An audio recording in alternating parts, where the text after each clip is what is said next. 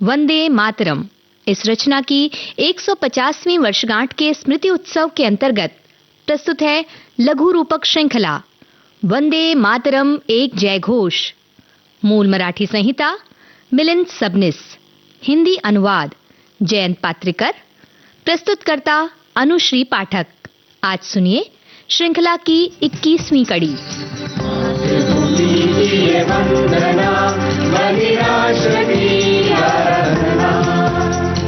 जन जन में जिसने थी जगाई क्रांति की प्रेरणा, वंदन है वंदे मातरम, जय घोष वंदे मातरम, जय घोष वंदे मातरम, जय घोष वंदे मातरम।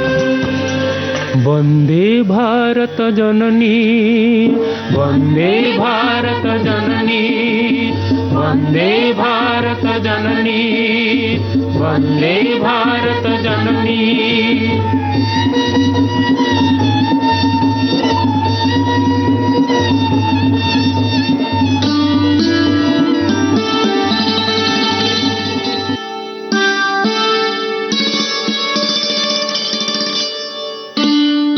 राष्ट्रीय सभा की स्थापना से भारत की पढ़ी लिखी जनता को एक ऐसा मंच मिला जहां उनके मन में अंग्रेजों के लिए छुपा आक्रोश और असंतोष अभिव्यक्त होता था। वंदे मातरम इस रचना का स्वतंत्र रूप से गायन राष्ट्रीय सभा के अधिवेशन में भले ही न हो पाया, परंतु अन्य कवियों की रचनाओं में जुड़कर वंदे मातरम इन शब्दों का प्रकटीकरण राष्ट्रीय सभा के मंच पर कई बार हुआ। उस समय यह गीत उनके लिए घातक साबित हो सकता है, इसका अंग्रेज सरकार को जरा भी अंदेशा न था। जब पहली बार ब्रिटिशों को शक हुआ, वो घटना निराली है। राष्ट्रीय सभा की स्थापना के समय हिंदू मेले का काम मंद गति से चल रहा था, मगर उसके संस्थापकों का बंगाली जनमानस पर प्रभाव पहले जैसा ही था। इतना ही नहीं, उनके प्रति आदर और अधिक बढ़ गया था।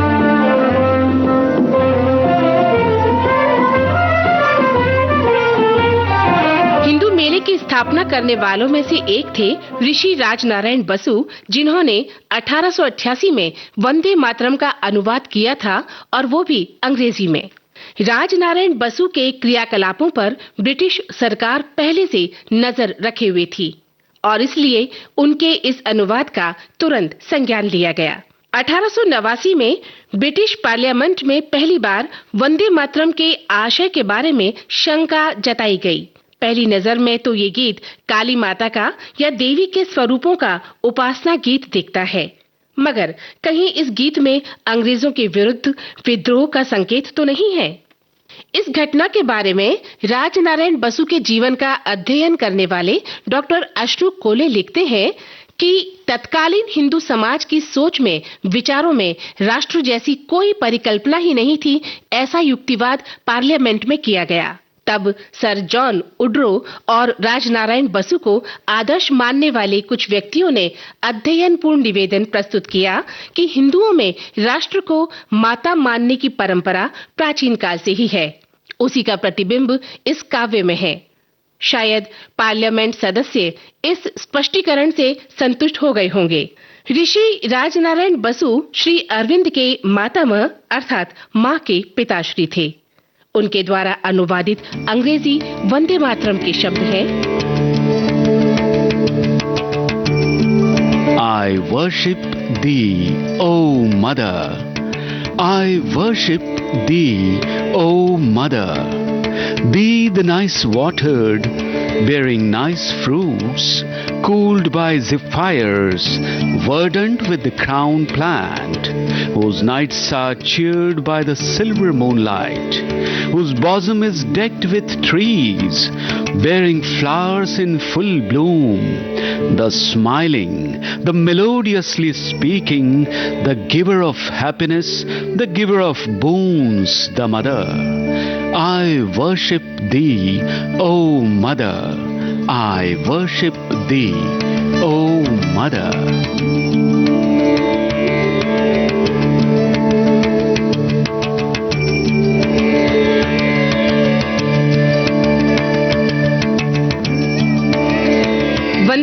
मातरम के संदर्भ में जो सबसे पहले घटित हुआ वो यही था।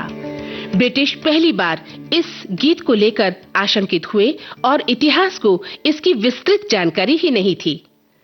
वंदे मातरम का पहला अनुवाद और अंग्रेजों द्वारा उसका संज्ञान लेना, इन सब से परे इस घटना का बड़ा महत्व है।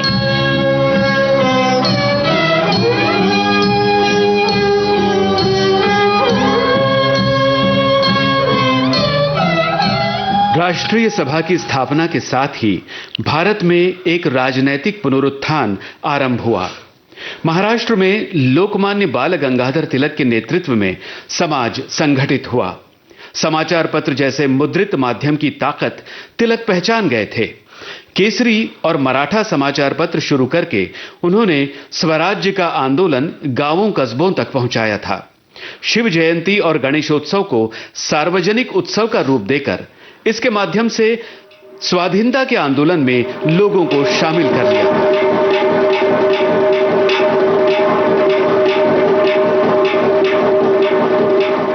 स्वामी विवेकानंद जी के कार्यों का परमोत्कर्ष भी 19वीं सदी के अंतिम दशक में ही हुआ था। 1893 में शिकागो में संपन्न हुए धर्म परिषद में स्वामी जी के भाषण से हिंदू धर्म के बारे में पाश्चात्य जगत में फैली गलतफहमियां दूर हुई।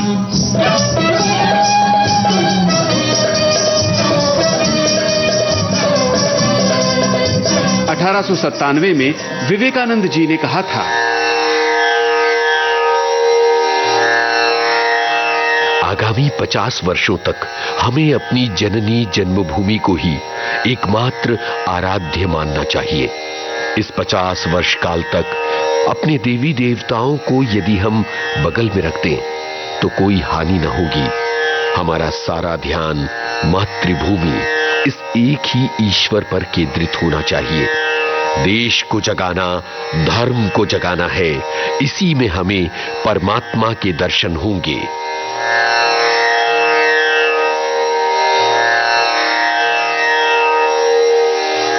विवेकानंद जी के भाषण लिखित रूप में उपलब्ध हैं। जननी, जन्मभूमि, मातृभूमि, इन शब्दों के साथ साथ बंकिम बाबू की तरह भारत माता को हमें देवी के रूप में ही देखना चाहिए, ऐसा उल्लेख कई जगह मिलता है। विवेकानंद जी के गुरु रामकृष्ण परमहंस काली माता के उपासक थे। बताया जाता है कि रामकृष्ण जी ने स्वामी विवेकानंद जी को काली माता का दर्शन करवाया था।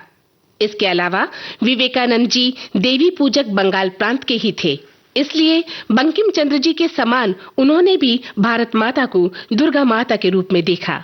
वंदे मातरम इस गीत में निहित भारत माता के प्रति भक्ति की भावना अब धीरे धीरे पूरे बंगाल में दृढ़ होने लगी। 8 अप्रैल 1894 को ऋषि बंकिम चंद्र जी का निधन हुआ, परंतु वंदे मातरम के माध्यम से उन्होंने जो देशभक्ति की ज्योत जलाई थी, उसका प्रकाश सर्वत्र फैलने लगा।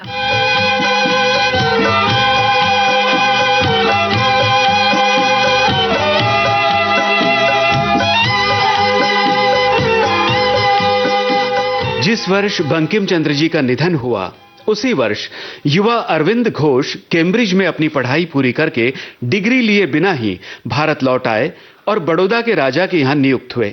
बंकिम बाबू के लेखन और कार्यों के बारे में उन्हें हाल ही में जानकारी मिली थी। बंकिम चंद्र जी के बारे में स्मृति लेख लिखते समय उन्होंने बंकिम बाबू को ऋषि कहकर गौरवान्वित किया। श्री अरविंद लिखते हैं, भारत निर्माताओं का यथार्थ सम्मान करने के लिए भावी पीढ़ी जब हाथों में फूल लेकर गौरव गान गाएगी, तब वो फूल न तो सत्ता लोलुप राजनीतिकों के स्वेद पूरित भाल पर चढ़ाए जाएंगे और न ही केवल भाषणबाजी करने वाले तथाकथित समाज सुधारकों के सिर पर, बल्कि ये फूल प्रकृति की सहजता से और निस्वार्थ भाव से अपना काम करने वाले दयालु वंग पुरुष के प्रसन्न कंठ पर अर्पित किए जाएंगे।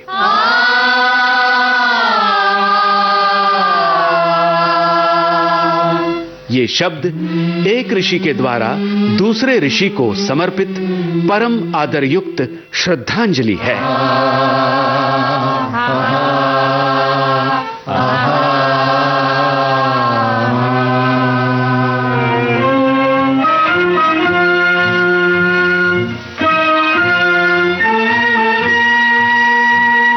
सेतु हिमाचल गूंजता स्वर, सत्य पावन और परम है अडिग हर भारतीय, मन में नहीं कोई भरम, वेदों से भी वंदनीय है जय घोष वंदे मातरम, वंदन है वंदे मातरम, जय घोष वंदे मातरम।